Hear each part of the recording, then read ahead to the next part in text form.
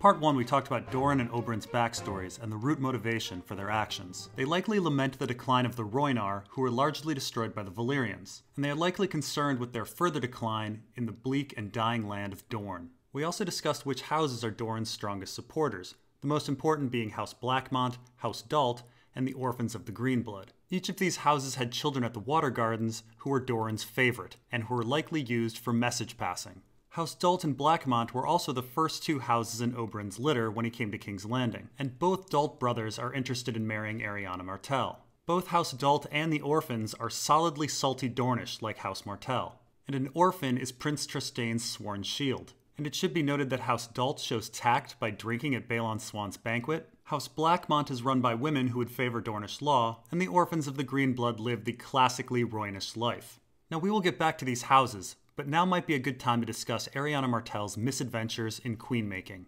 The genesis of Arianna's decision to crown Myrcella via Dornish law really begins back when she was 14 years old. She went to say goodnight to her father Doran and found a letter lying incomplete addressed to Quentyn. It bid Quentyn to do all his maester and his master of arms required of him, because one day he will sit where Doran sits and rule all of Dorne. Arianna later confronts Doran about the letter, and he tells her that he wrote it when Arianna was betrothed to Viserys, and therefore Quentyn would be ruling Dorne in her stead. Except that the letter itself is hyper-suspicious. It seems a bit careless that Doran Martell, a thoughtful and deliberate man, would leave such an important letter out. After all, this letter could reveal Doran's supposed secret plot to marry Arianna to Viserys. It also seems rather careless to reveal this information to Quentyn, a boy of 9 at the time.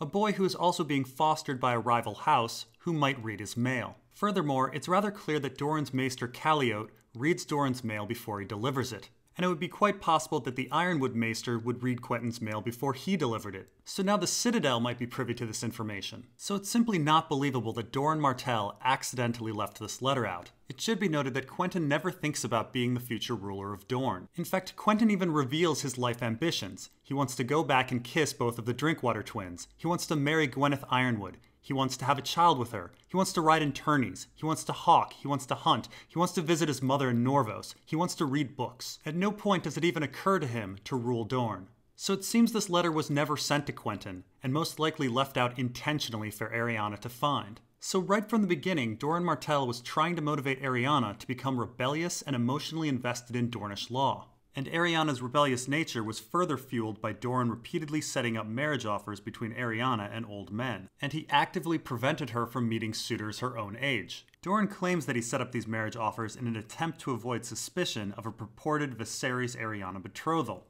But that doesn't really make sense. Sylva Santagar is the same age as Arianna, and she's single. Is that suspicious? And one would think that a chain of ancient suitors and overt seizings of Arianna would be just as suspicious as no offers in the first place. No, it seems once again Doran was fostering a rebellious nature in Arianna. But why? Well, it just so happens that Arianna Martell's 14th year, the year in which she found that letter, is the year that Myrcella was born. That's right, Arianna's motive for queen-making came about at the same time that her method for queen-making was born. Now, anytime a new royal child is born, lords think about whether they can marry their children to them. Doran, like everyone else, must have been thinking right from the beginning that he could marry Trystane to Myrcella. And because there had been no justice for Elia, Doran had a degree of leverage.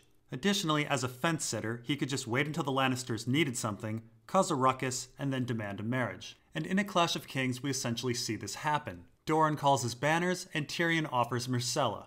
It was a somewhat predictable move, and even Tywin says that the move couldn't be helped. So let's put ourselves in Doran's mindset back when Myrcella was born. He knows he can probably leverage a Trystane-Myrcella marriage, but Myrcella would be down the order of succession. Robert, Joffrey, any future males Cersei would have, and according to the Great Council of 101, Stannis and Renly, would all come before Myrcella. In fact, succession isn't really that clear. It may be that any male Baratheon would also come before Myrcella. Dornish law, though, would jump her up to second in line behind Joffrey. Of course, Dornish law or not, the importance of Myrcella really only comes into play if Robert and Joffrey are killed. Could Doran really predict that? Actually, probably. If Doran has a good spying network, he may know that Aegon exists, and therefore he could figure that Varys and Illyrio would start ruining the kingdom around the time that Aegon came of age. And even if he didn't know about Aegon, he may figure that Varys and Illyrio would try to use Daenerys when she got to marrying age, and again would start ruining the kingdom. In all of that chaos, it's a good bet that Robert and Joffrey might die, and even if these deaths didn't happen, Dorne could of course plan them himself. Myrcella, being down the order of succession, wouldn't be a target. So waiting for a crisis that Varys and Illyrio are eventually going to create, and offering a Trystane-Myrcella marriage, is not really that complicated of a plan. But it's also not a very good one. The idea that Myrcella is queen because she is in Dorne is kind of ridiculous. 6 kingdoms recognize that male heirs come before female heirs, and there was a great council decision on this specific issue for the Iron Throne in the year 101. And the Iron Throne isn't even in Dorne. Just because Nebraska chooses one presidential candidate doesn't mean that that candidate is president for the whole country. The idea that Myrcella should sit the Iron Throne is frankly dumb. It's off legally, it's off logically, and it's off practically. It relies on the whole 7 kingdoms accepting Dornish law as their own. And yet Oberyn mentions this stupid idea to Tyrion in King's Landing, and then Tyene mentions this stupid idea to Doran in Sunspear. And that is what's interesting. It's a bit off that 2 people would come to the same dumb conclusion independently.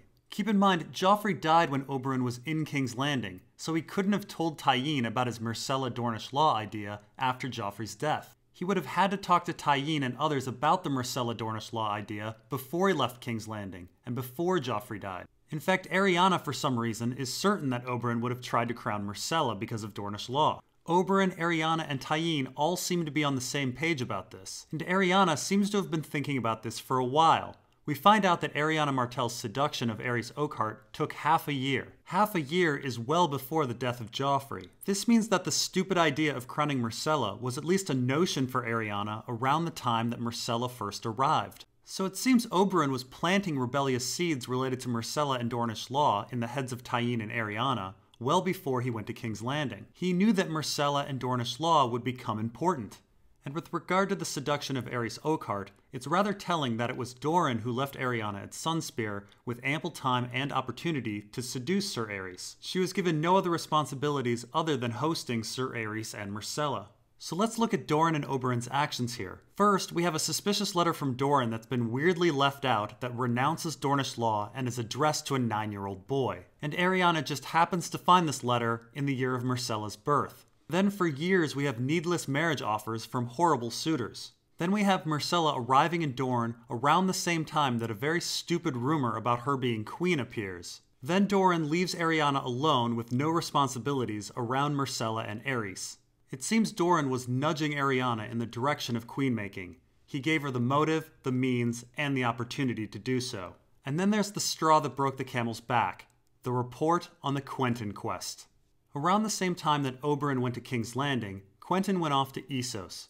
Arianna catches wind of this trip through her friend Garren's mom. Now according to Garren's mom, she spotted Quentyn's entourage in Plankytown, and then Garren's cousin crept through a window, unlocked Quentyn's strongbox, and found scrolls with official seals on them. The cousin didn't read the scrolls because he didn't want to break the official seals. Now there's quite a few things wrong with this story. First, Garren is a close family friend, and it's likely that Quentyn has met Garren's mom. Quentyn never mentions being spotted in Plankytown. And Garren's mom was supposedly close enough to notice Cletus Ironwood's lazy eye.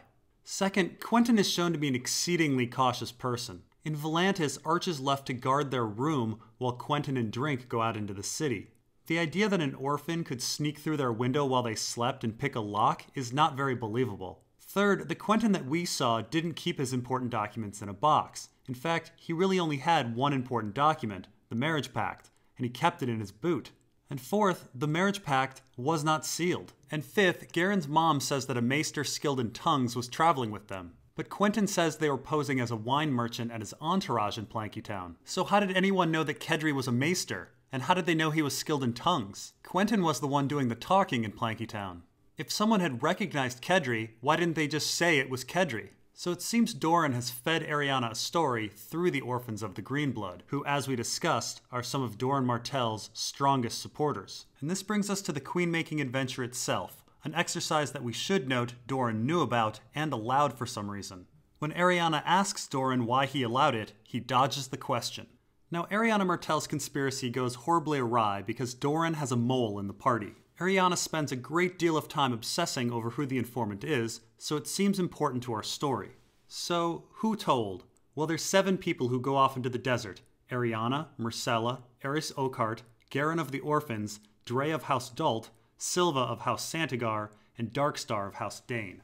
First off, Arianna, Myrcella, and Oakheart are clearly not the informants. Arianna wouldn't turn herself in, Oakheart doesn't trust Dorne and certainly wouldn't die for his benefit, and Myrcella hasn't been told anything. So this leaves Arianna's 3 best friends, Garen, Dre, and Silva, and the outsider Darkstar. I think we can safely say that Darkstar is not the informant. House Dane has no strong ties with House Martell. They are of First Men descent. They did not accompany Oberyn to King's Landing. They were not invited to the banquet of Balon's Swan, and they have no known children at the Water Garden. But most telling, Darkstar seems to detest Garen the Great, the hero of the Rhoynar. Silva does also not seem likely. Again, her house has no strong ties to the Martells, and Silva's freckles imply that she's Andal or First Men, and not Rhoynar. The Santigars are not part of Oberyn's litter, or the banquet, or the communication network, and after the conspiracy falls apart, she is given a rather harsh sentence of being married off to Eldon Estermont.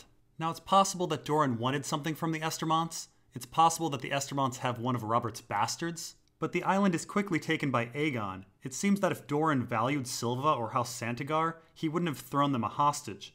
Garen, on the other hand, is fairly suspicious.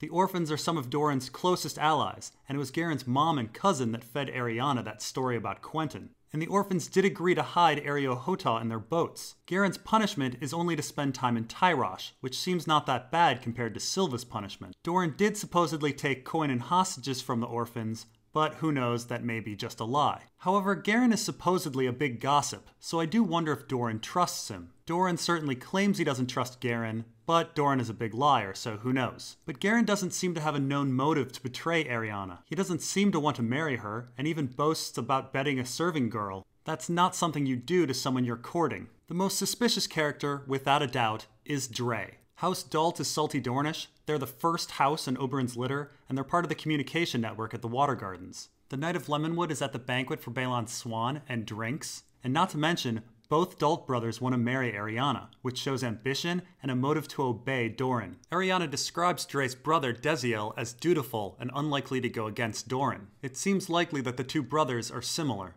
Dre is sent to Norvos for punishment, which doesn't seem that bad compared to Silva, and his house receives no other punishment. Indeed, the most likely mole is Dre. Even Myrcella doesn't trust him, though there is the possibility that both Dre and Garen are moles. And if 2 of Arianna's friends betrayed her, I do admit it would be quite fitting story-wise if all 3 of her friends betrayed her.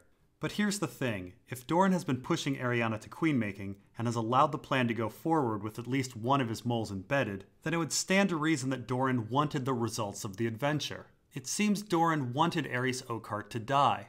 And there is some evidence of this. Areo Hotah sensed that he would be fighting Aerys soon. It may be that Areo caught on or overheard some of Doran's planning. And it seems Doran wanted Balon to come to Dorne and become occupied in chasing Darkstar. But that would mean Doran wanted Myrcella's ear cut off. Why would Darkstar do that if he's not working for Doran? But did Darkstar actually cut off Myrcella's ear? Because the only reason to believe Darkstar did it is because Doran claims it.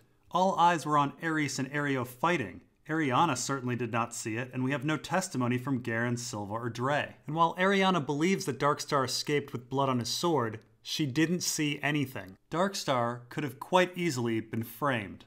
Though Garen was far away from the action, both Silva and Dre were close to Myrcella. Though I do find Silva to be an unlikely culprit, as she spent most of the Queenmaker chapter befriending and taking care of Myrcella. But who knows, she may be a sociopath. Most likely it was Dre, after dropping his sword, who pulled out an extra knife and sliced off Myrcella's ear. And this would make Darkstar realize that something was wrong and flee. In fact, a few things point to Darkstar being framed.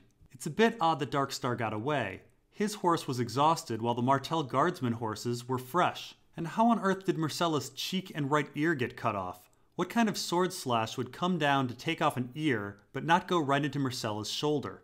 Also, her right cheek and her right ear? The cheek means Darkstar would have been coming at her from the front, but then you'd expect her left ear to be cut off. That is, unless Darkstar happens to be left-handed. There is also the question of how Darkstar got associated with the conspiracy. Arianna does not seem to know him very well, and Garen and Silva both don't like him, and Oakhearts and Danes are bitter rivals. That means Arianna likely involved Darkstar on Dre's recommendation, the recommendation of our most probable mole. So at closer look, it seems that Dorne planned and controlled Arianna's queen-making. And from the adventure, he gained Arianna's deep loyalty, he framed a rival house, and he eliminated or occupied 2 Kingsguard, the Lannisters' protectors.